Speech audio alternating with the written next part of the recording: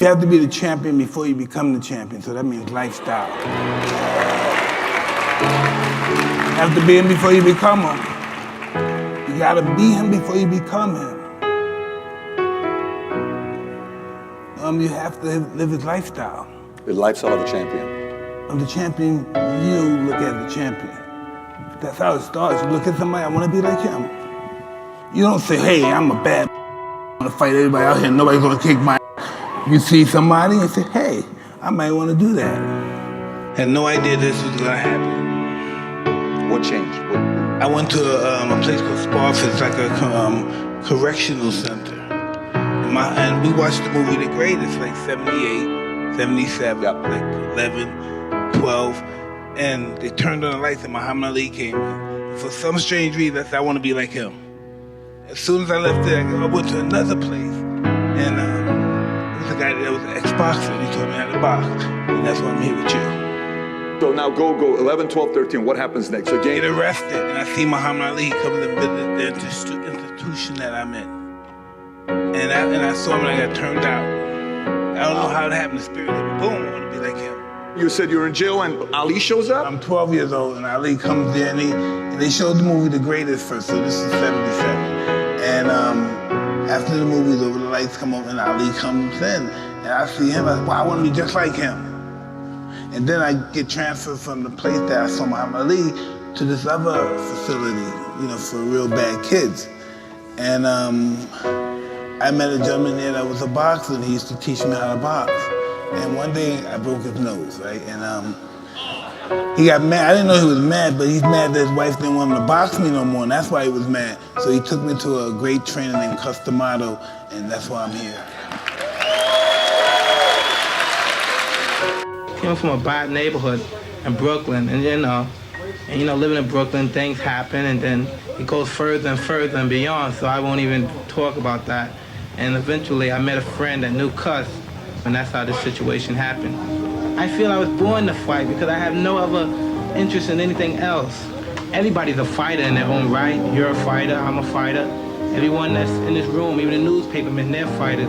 But everybody don't get up every morning and run. Everybody don't go to the gym every morning. And everybody don't have enough discipline to wait in the locker room for 2 hours or 3 hours, then go in the ring and do what they've been taught all those years in the gym. And so that's what separates a champion from a mediocre fighter. Talent? I don't believe in talent. Well, some people, they have talent. It's good, it helps when you have talent. As long as you have a lot of determination and willpower, that's all you need. And you have to have the will to win.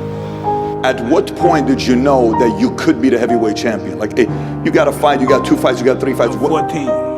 My whole life I lived off my ego. Just how I was a megalomaniac with a low self-esteem.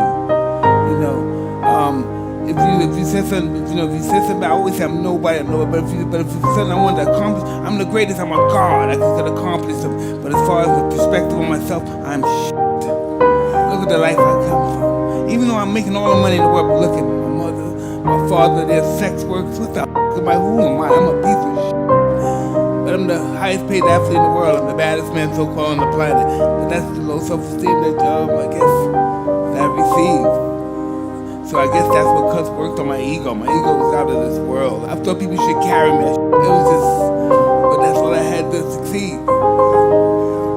I look at myself as nothing. I'm just pale, and I'm willing to do anything to myself to improve, to be the best. I'm willing to sacrifice my body. I'm willing to sacrifice my psychological health to just be the best in the world. And that's what really sacrifices. You really have to sacrifice your life, regardless if it's a marriage. Sometimes you have to sacrifice your life for a marriage, or sacrifice your life for a goal you want to accomplish. And that's the goal the rules that I've always taken, is sacrificing the objective. It's all about sacrifice. I do what he's not willing to do. Yes. You know what I mean? If you're running at 2 in the morning in the snow, in the blizzard, now trust me, he's not going to want to do that. He's going to get on the treadmill. I think of competition as people reaching their highest potential. They have the potential to reach their highest potential when competition comes. Competition is always good because it helps you not to give in under the slightest struggle in life. Because life is gonna give everybody a bad hand. No one's gonna leave here without being tried in life. Wow. And you have to be, you're gonna have to take it. like what they say, adversity make the strong stronger or the weak weaker. Competition is great. It builds character and it gives you backbone. You don't have to give in. As I was saying earlier, and the slightest struggle, some people like nowadays it's like everybody's believe that someone should give them something. Yeah, nobody wants to work now. Everybody, especially kids that have wealthy parents like myself, most of them don't want to do what they should do. Everybody in their family know who's the strongest one in the family, who's the matriarch. Even if they're older, they can kick it. They know he's the boss or she's the boss, right? That doesn't have nothing to do with strength and being big. They know who the boss is. They know who can run the house. They know who. They just know. You just know the boss. He distinguished himself or she distinguished himself out of all of us. That's why we know they're the boss, even though we're older than them. I became champion at 20 years old, the youngest champion ever. I won titles. I had everything in the world, but I still had that darkness in me. I had money, but I still had that darkness in me. That darkness wasn't out of me yet. And I got in a whole bunch of trouble. I got involved with people who had made me no good. And I lost a lot of money. I kept getting lawsuits. Lawsuits this, lawsuit here, lawsuit here. Most of my money I've tricked off on lawsuits. You know what I mean? You could listen. If I spend $250 million on girls and trips and clothes, that's nothing to what I did on lawsuits, okay? So they really got me good with those lawsuits, and I still didn't have peace. I still had that old darkness from back before, because of course my father and mother, they're addicts, and I'm not fighting anymore, and I have nothing to do. Why not I become an addict? Because that's just how it goes, right? So I become this addict now, because I always drank my whole life, never stopped drinking. And I became this addict. I've been getting in a lot of trouble. I had some kids from being an addict. I married some people from during my addict stage. And so I started going through this process of I'm clean. So I get clean for a year. I get clean for 5 years, but then I relapsed. And the reason why I relapsed is because I didn't have a spiritual awakening. I just wasn't using drugs. I wasn't sober. I just wasn't using drugs and liquor. I just wasn't using. I was miserable, right? So eventually I received that spiritual awakening, and this is listen, trust me.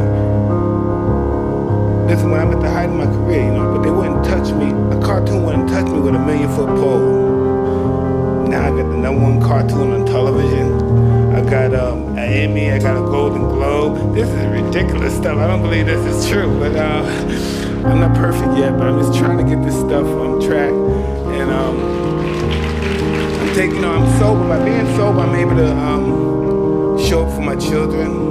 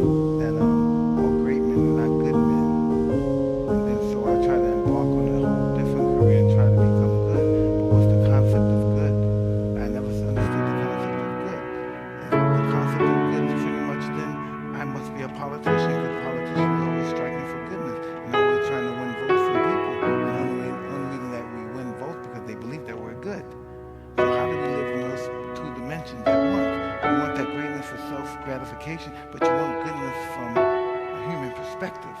And I really have no idea, no clue how do I juggle both of them and be in harmony. I don't know. I'm capable of living a godly life. God to me is inconceivable to live a life of God. We can only study His life and hope to be able to be in the path of God. But to live godly life is inconceivable to me. I just try to do the right thing. And not necessarily the right thing is probably the best thing, but I just try to do the right thing. I try to respect everybody and treat everybody the way I want to be treated. I don't care what you're black, white, Christian, I don't care what you are. The only thing I want is respect, because I give respect. That's the only reason why I want it. And I just realized that I I wanted to change my life. I didn't like the way I was living my life. I wanted a different, a better way of life. You know, I just didn't want to be the guy that had it all outside and had nothing inside. And I realized all this recovery and sober thing and life in general is an inside job. If you're looking for happiness from out here, it's going to be disastrous. Because I know something's wrong up there. I have real difficult situation receiving love and happiness from the outside and stuff, but it's all an inside job.